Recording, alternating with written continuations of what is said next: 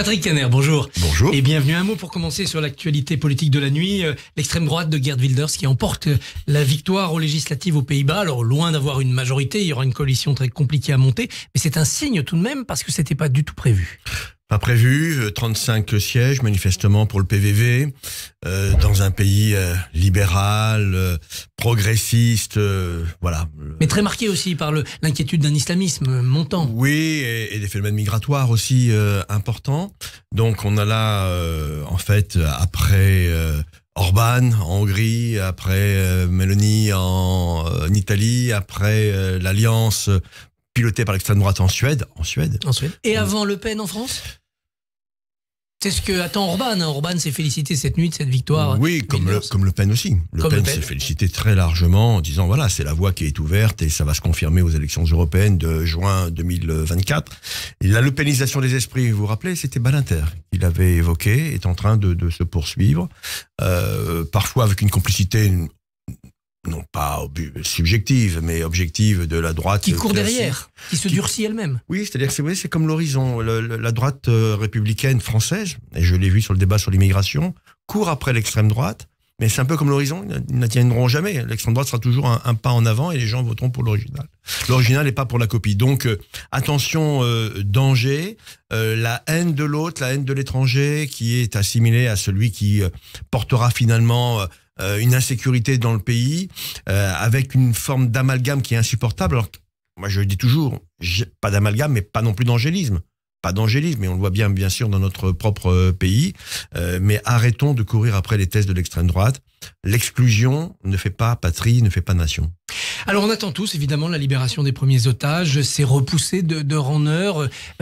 Tant que ça n'est pas fait, on peut être inquiet ? Hier, j'entendais sur plusieurs chaînes de télévision ou radio, c'est un bon accord. Pour moi, c'est un accord potentiel. Il est aujourd'hui devenu potentiel puisqu'il n'y a pas d'accord. Il y a un accord qui est en négociation, il est reporté à demain, au mieux, si on regarde bien les déclarations du gouvernement israélien. Le Hamas, organisation terroriste, joue avec des hommes, des femmes, des enfants, comme il jouerait avec un jeu d'échecs. C'est terrible, c'est un cynisme absolu, mais que pouvons-nous attendre d'un mouvement terroriste ? Ce sont des gens qui utilisent la chair humaine, je dis bien la chair humaine comme élément de négociation.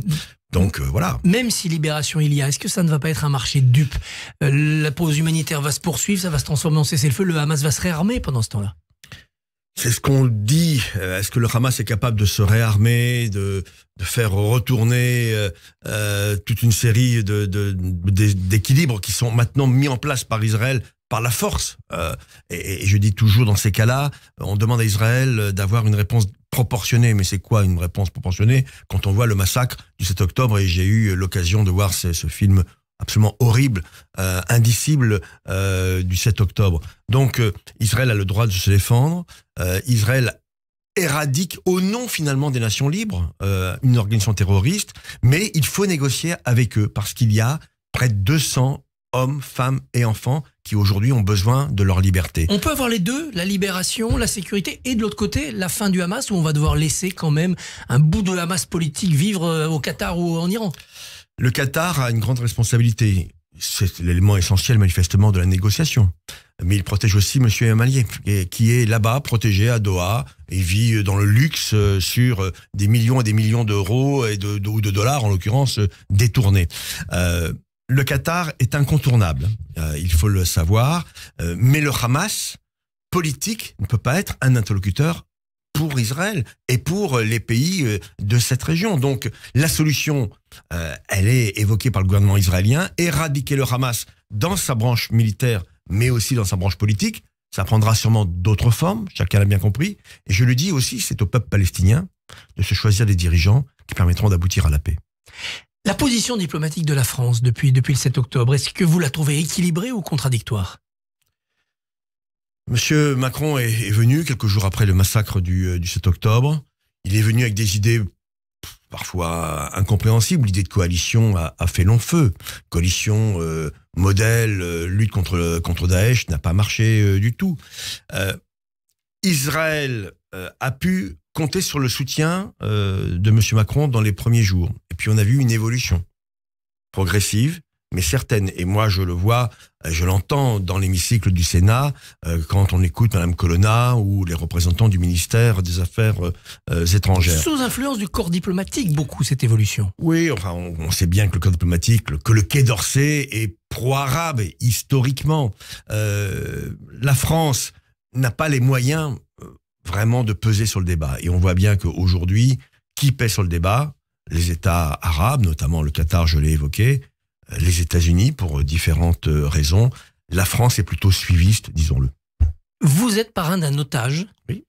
Beaucoup de parlementaires sont parrains d'un otage. Notre collaboratrice, notre chroniqueuse, députée Coraline Yadan, pilote aussi cela. Quel sens ça a pour vous de parrainer cet otage, alors que vous ne pouvez concrètement rien faire, vous ne savez pas où il est? Vous savez, je vous ai ramené l'affiche, celle de Pongsak Taena, qui est un travailleur thaïlandais, qui travaille dans un de ses kibbutz, qui a été attaqué. Voilà, j'ai sa photo, je l'affiche dans mon bureau, voilà. Je la montre à nos caméras, je l'affiche dans mon bureau. Je sais bien que c'est symbolique, mais je le regarde, je le vois. Je ne sais pas s'il y a des ondes qui passent en sa direction, mais je me dis qu'un représentant d'une nation libre, la France, parlementaire, sénateur en l'occurrence, eh bien, quand il le regarde, il pense à lui tous les jours. Il n'est pas oublié. Remember, il faut pas les oublier, il faut se souvenir de celles et ceux qui aujourd'hui ont perdu leur vie, et en l'occurrence ici, leur liberté, tout simplement, et qui doivent la retrouver le plus vite possible. Ça équilibre, ça compense, ça corrige tous ceux qui arrachent des affiches. Comment vous réagissez à ce mouvement d'arrachage d'affiches d'otages? C'est indigne, c'est indécent, c'est insupportable. Qu'est-ce que sont ces affiches? C'est simplement de dire que le droit international a été violé, qu'il y a eu un crime de guerre, que des hommes et des femmes aujourd'hui sont privés de liberté simplement parce qu'ils sont juifs, israéliens, ou parce qu'ils travaillaient sur le sol d'Israël. Donc, ceux qui font ça, je dirais, se déshonorent. Je le pense sincèrement.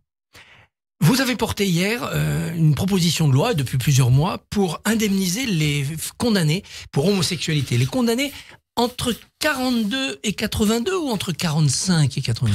Le texte qui a été voté, au bout du bout, à l'unanimité, il faut le souligner, est un texte qui reconnaît les fautes de la France, l'homophobie d'État, entre 45 et 82. 82, c'est, vous savez, Badinter, encore une fois. Cette autre abolition. Une autre abolition qui est moins connue, mais la dépénalisation de l'homosexualité qui était un délit. Je rappelle qu'entre 45 et 82, il y a eu 10 000 condamnations. 10 000 condamnations pour simplement homosexualité. C'est-à-dire que des gens ont perdu leur boulot, ont perdu le sens de leur vie, ont été humiliés par la justice française sur un texte qui avait été voté le 6 août 1942. Donc il va concerner aussi ceux mêmes qui ont été déportés pour homosexualité? Non. Le Sénat n'a pas voulu. Le Sénat n'a pas voulu. Il a considéré que Nuremberg avait fait son travail et que donc il fallait commencer notre travail de reconnaissance à partir de 1945. Nous le regrettons. Nous pensons qu'il aurait dû commencer ce travail de reconnaissance de 42. C'était pas la France républicaine, mais c'était l'État français de Pétain. Et c'est la même loi. Et c'est la même loi qui a été maintenue par le général de Gaulle et tous ceux qui l'entouraient, y compris des gens de gauche, très clairement, en 1945, jusqu'en 1982. Et donc, 40 ans après 1982, on avait estimé qu'il était utile d'avoir cette reconnaissance de la faute de l'État français et même d'avoir une indemnisation. La droite sénatoriale nous a imposé, parce qu'elle est majoritaire au Sénat, vous le savez, elle nous a imposé le fait que la reconnaissance ne commencerait qu'en 45, qu'en 82, c'est déjà un premier acquis et qu'il n'y aurait pas malheureusement d'indemnisation, même si c'était modeste. Et moi j'ai demandé, et je n'ai pas eu de réponse, au garde des Sceaux qui était là, monsieur Dupond-Moretti, je lui ai demandé, mais monsieur le garde des Sceaux, allez, on vote ce texte, malgré tout, parce qu'il faut qu'il y ait un texte pour que la navette se poursuive, mais est-ce que vous allez inscrire ce texte et peut-être l'enrichir à l'Assemblée nationale? Malheureusement, je n'ai pas eu de réponse. Que doit faire la gauche, que doit devenir la gauche après la mise à l'arrêt de la NUPES à cause de ce qui s'est passé le 7 octobre et de la dérive de l'EFI? Alors, ce n'est pas à cause de ce qui s'est passé le 7 octobre. Ça a été, je dirais, le coup de grâce. L'élément, voilà, le coup de grâce. Je reprends votre expression, monsieur Barbier.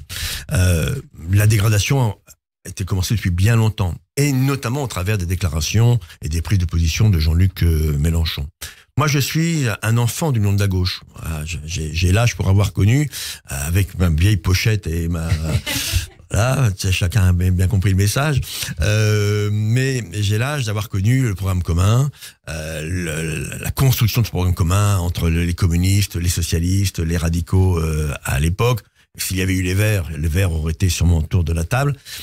Et les filles est un mouvement, ce n'est pas un parti politique, c'est un mouvement qui a des règles très particulières, des règles tournées autour de son leader, de manière très centralisée. On l'a vu quand Madame Garrido a été convoquée par le bureau de LFI pour prendre des sanctions parlementaires. Donc ce n'est pas un parti démocratique, je le dis à ce micro. C'est une formation qui pèse, qui est aujourd'hui dominante, intellectuellement et peut-être idéologiquement au sein de la gauche depuis 2022, mais la question c'est est-ce que LFI peut nous amener au pouvoir? Je ne le pense pas. Donc il faut se libérer de LFI et construire en tout cas, autre chose. Il faut se libérer de celles et ceux à LFI qui poussent la gauche vers l'extrême gauche. Ça, j'en suis intimement convaincu, mais il y a dans LFI des personnes qui osent s'opposer au chef.